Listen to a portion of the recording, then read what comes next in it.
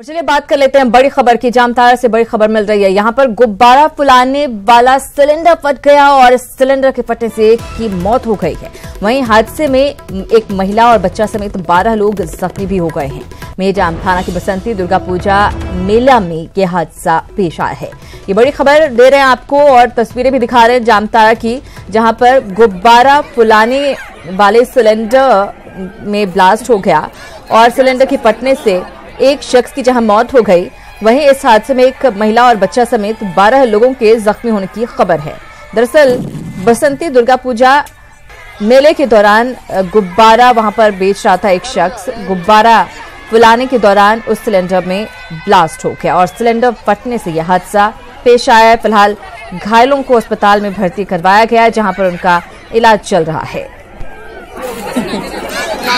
Balloon को gas से जो फुलाया जाता है, वही गैस जो है फट गया। फट जाने के कारण जो है उसका खोपड़ी जो उड़ गया।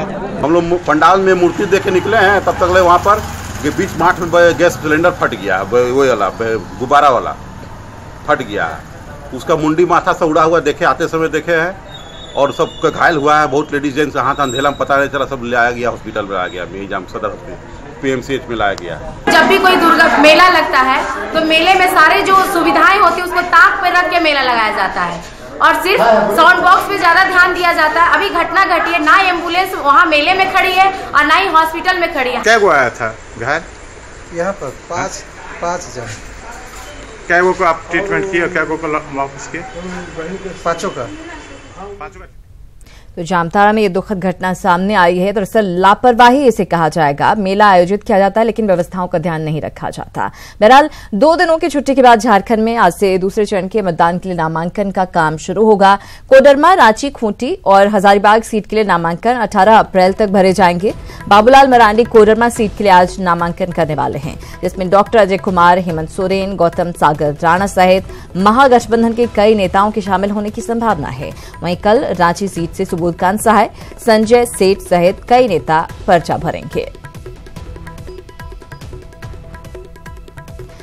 और हमारे सहयोगी भुवन किशोर झा से हम बात करेंगे। भुवन, दूसरे चरण के मतदान के दौरान यहां पर चुनाव होने वाले हैं और कई बड़े दिग्गज हैं जो आज नामांकन करने वाले हैं।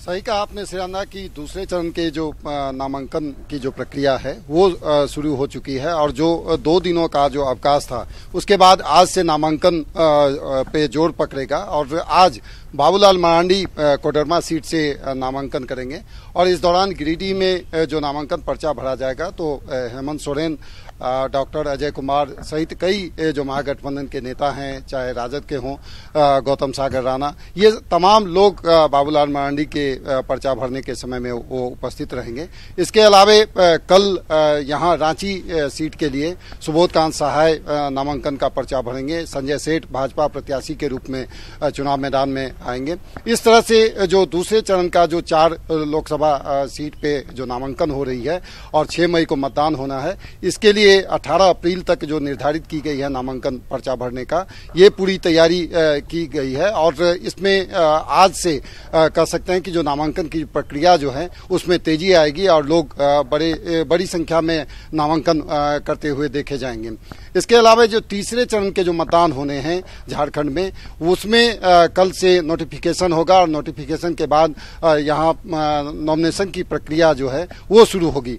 तो इस तरह से पूरी जो आप देखें कि झारखंड में जो लोकसभा के जो चुनाव हो रहे हैं उसमें सबसे जो सेकेंड फेज जो है वो काफी महत्वपूर्ण है और 4 लोकसभा सीट पे चुनाव जो दूसरे चरण में होंगे उसमें नामांकन की प्रक्रिया में जो 2 दिनों की जो छुट्टी हुई थी उसके बाद आज से तेजी आएगी और बाबूलाल मरांडी के साथ जो महागठबंधन के जो बड़े नेता हैं वो उनके साथ आज मौजूद रहेंगे।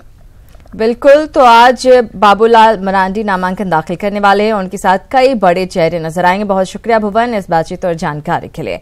इधर सुप्रीम कोर्ट के आदेश के बाद आज पूर्व मंत्री योगेंद्र साव रांची सिविल कोर्ट में सरेंडर कर सकते हैं। योगेंद्र साव की याचिका पर सुनवाई करते हुए न्यायमूर्ति एसए बोबडे की कोर्ट ने 15 अप्रैल तक हर हाल में आत्मसमर्पण करने का आदेश दिया था। हजारीबाग में सरकारी काम में बाधा पहुंचाने समेत कई संगीन मामलों को लेकर सुप्रीम कोर्ट में सुनवाई हुई थी, जिसमें झारखंड सरकार की वकील तपेश कुमार सिंह ने सुप्रीम कोर्ट को जानकारी दी थी कि योगेंद्र साव के खिलाफ चल रहे बड़कागांव के समेत सभी 18 मामलों को हजारीबाग से रांची की अदालत में ट्रांसफर कर दिया गया है, जिसके बाद कोर्ट ने सरेंडर का आदेश जारी किया।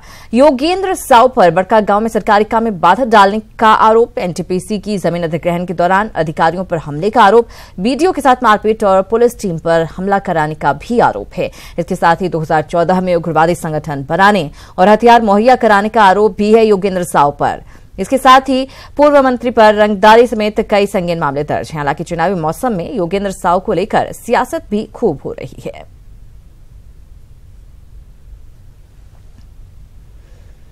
इधर कांग्रेस ने कीर्ति आजाद को धनबाद से प्रत्याशी क्या बनाया, धनबाद कांग्रेस में कोहराम मच गया। आलम यह है कि विरोध की आग बढ़ते बढ़ते पार्टी के प्रदेश अध्यक्ष डॉक्टर अजय कुमार तक पहुंच गई है। रविवार को जब अजय कुमार धनबाद पहुंचे तो कांग्रेस के कुछ नेता और कार्यकर्ता अजय कुमार के विरोध में काले झंडे दिखाते हुए अजय कुमार गो बैक के नारे लगाने लगे। कीर्ति आजाद को लेकर धनबाद कांग्रेस में जारी कलह पर डैमेज कंट्रोल के लिए अजय कुमार धनबाद पहुंचे थे, जहां जिला कार्यालय के बाहर अजय कुमार को अपने ही कार्यकर्ताओं के भारी विरोध का सामना करना पड़ा। वहीं इस पूरी फसाद पर अजय कुमार ने कहा है कि वो ददई दुबे से मिलकर सब कुछ ठीक कर लेंगे।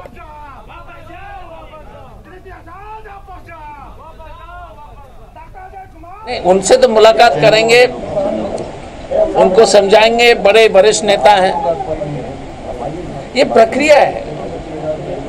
टिकट के डिस्ट्रीब्यूशन कभी कभी हमें भी अफसोस होता है, लेकिन पार्टी के समझ में जो है सबसे मजबूत कैंडिडेट पार्टी के समझ में कीर्ति आजाद जी थे। ददई दुबे जी किसी तरह से, राजेंद्र बाबू किसी तरह से कमजोर नेता नहीं है, बड़े नेता लोग, उसमें दो राय नहीं है। लेकिन ये पार्टी का सिलेक्शन प्रोसेस है यार, कभी होता है। तो ददई दुबे को मनाने की कोशिश की जा रही है, लेकिन ये इतना आसान नहीं लग रहा है। खुद प्रदेश अध्यक्ष को भारी विरोध का सामना करना पड़ा है। बहरहाल बीजेपी कार्यालय में 3 महत्वपूर्ण बैठकों में लोकसभा चुनाव को लेकर महत्वपूर्ण निर्देश दिए गए। चुनाव प्रबंधन समिति की बैठक में प्रभारी मंगल पांडे ने तेजी से काम करने का निर्देश दिया। साथ ही बूथ स्तरीय कमेटी को पूरी तरह से सजग रहने का निर्देश भी दिया गया। 24 अप्रैल को लोहरदगा में पीएम मोदी की सभा को सफल बनाने का निर्देश दिया गया है। पार्टी स्तर के पदाधिकारियों को क्षेत्र में मॉनिटरिंग करने को कहा गया है।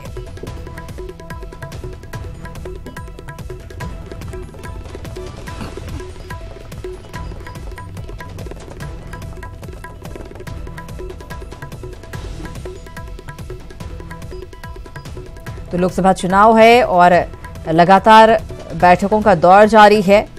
चुनाव प्रबंधन समिति की बैठक हुई है बीजेपी की, जहां पर प्रभारी मंगल पांडे पहुंचे हुए थे और अपने कार्यकर्ताओं को तेजी से काम करने का निर्देश उन्होंने दिया है और साथ ही बूथ स्तरीय कमेटी को पूरी तरह से सजग रहने को कहा गया है। हम आपको बता दें 24 अप्रैल को लोहरदगा में पीएम मोदी की सभा होने वाली है और इसे सफल बनाने का निर्देश दिया गया है। तमाम चीजों पर चर्चा होने के बाद ये स्पष्ट हो गया कि 14 के 14 लोकसभा आज भारतीय जनता पार्टी चुनाव जीतने में सक्षम है। झारखंड की 3.25 करोड़ जनता, 2 करोड़ मतदाता, 29,517 बूथों के लोग आज भारतीय जनता पार्टी के पक्ष में अपना समर्थन देने को तैयार है। निर्देश दिया है, यह निर्देश तो मैं मीडिया के माध्यम से आम जनता को नहीं बता सकता हूं, लेकिन उन्होंने जो निर्देश दिया है वो दलहित में दिया है और 14 सीटें हम कैसे जीतें उसकी उन्होंने रणनीति हम लोगों को बताई है। विशेष करके प्रधानमंत्री जी की सभा जो लोहरदगा में होनी है 24 तारीख को अप्रैल महीने में, इसी अप्रैल महीने के 24 तारीख को माननीय प्रधानमंत्री जी की सभा को सफल बनाने के लिए भी उन्होंने आवश्यक दिशा निर्देश दिया है।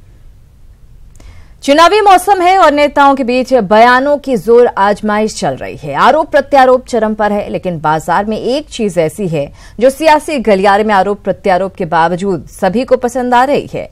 क्या है वो? देखिए इस रिपोर्ट में। लोकसभा का प्रचार अपने शबाब पर है। नेताओं की राय अलग अलग है, मत अलग अलग हैं, वादे इरादे अलग अलग हैं, लेकिन एक चीज जो कॉमन है वो है मोदी बंडी। जी सही सुना आपने, मोदी बंडी।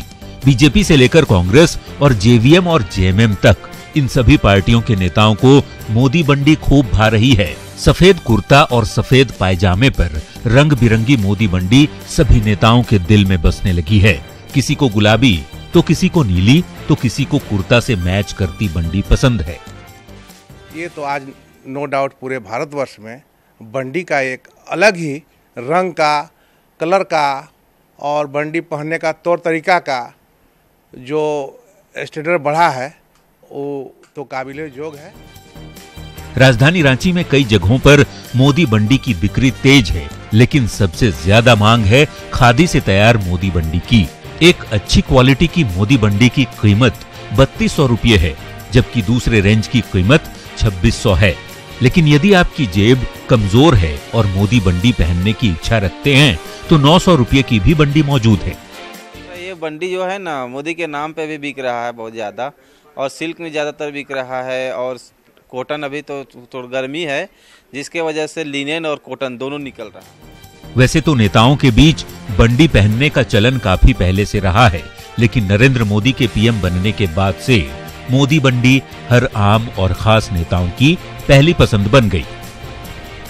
न्यूज़ 18 के लिए रांची से अजय लाल की रिपोर्ट।